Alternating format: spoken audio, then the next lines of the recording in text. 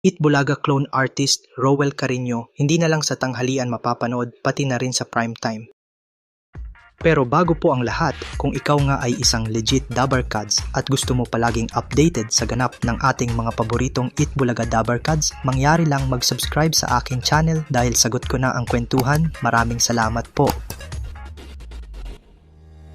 Bukod nga sa pagiging isa sa mga umawit ng official soundtrack ng TV5 primetime drama series na My Best Friend Eman, magiging parte na rin siya ng cast ng show na sa ngayon nga ay nagsisimula na ang kanyang taping.